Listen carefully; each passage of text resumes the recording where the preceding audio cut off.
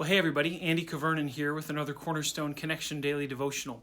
The other day I had some guys over to our house and we had a campfire in the backyard, and as was my custom, at the end of the fire, rather than putting the fire out, I have a cover for the fire pit, and I like the fire to burn down and to get rid of the dirty logs and things like that, turn them into ash and then clean it out later. Well, intend to clean it out later. I don't think I've actually cleaned out my fire pit once since we built it.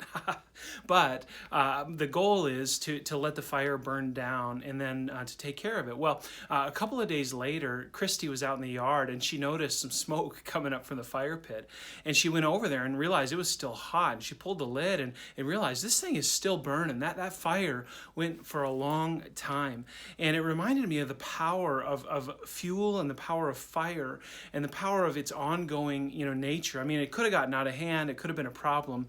I need to think better about how I leave fires in the future, right? But it reminds me of an Old Testament passage that actually I read here recently that normally might be one of those sort of flyby passages. You ever have those where you're reading the Old Testament and it's some hard language and it's talking about sacrifices or discharges or specifics of the law that just kind of don't make sense in our context? Well, one of the beautiful things when you start to read the Old Testament more consistently and you start to read it in the context of the Bible as a whole is you realize some of those Old Testament passages that otherwise are difficult to understand actually illustrate a beautiful concept for how God intends for us to live according to His design, according to His kingdom. And okay, so one of those passages comes in Leviticus chapter 6. And this is an articulation of God's intent for the offerings that would be offered in the temple. And you get to Leviticus 6, verses 8 through 13, and there's specifics on the priests and the offerings and how they're to carry out burnt offerings. And I want you to listen to this, and then we'll talk about it. It says, "The Lord spoke to Moses, saying, Command Aaron and his sons, saying, This is the law of the burnt offering. The burnt offering shall be on the hearth and altar all night until the morning, and the fire of the altar shall be kept burning on it. And the priest shall put his linen garment and put on his linen undergarment on his body, and he shall take up the ashes to which the fire has reduced the burnt offering on the altar, and put them beside the altar. Then he shall take off his garments and put on other garments, and carry the ashes outside the camp to a clean place. The fire on the altar shall be kept burning on it. It shall not go out. The priest shall burn wood on it every morning, and he shall arrange the burnt offering on it, and shall burn on it the fat of the peace offerings. Fire shall be kept burning on the altar continually. It shall not go out." Now, the fire that I created in my backyard kept going, and I didn't mean it to. But here, God says to the people, look, on the altar where you offer burnt offerings, keep the fire going. Why would God say that? Why would God insist that the fire be kept going?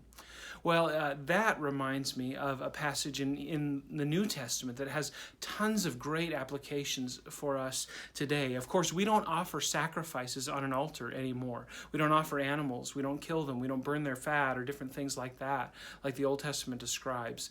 But we do offer a sacrifice of praise to our God. And listen to what the writer of Hebrews says about a sacrifice of praise. This writer of Hebrews, who often links back to those old Deuteronomic, Levitic passages, these passages that link to the law. Check this out.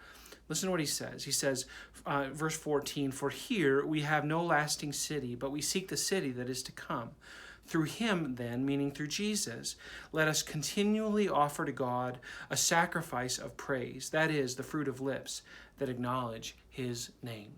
Here the writer of Hebrews says, keep the fire burning, continually offer to God worship, that sacrifice of praise that honors his name. That's the fruit of lips that acknowledge his name. In Leviticus, God said, keep the fire burning on my altar.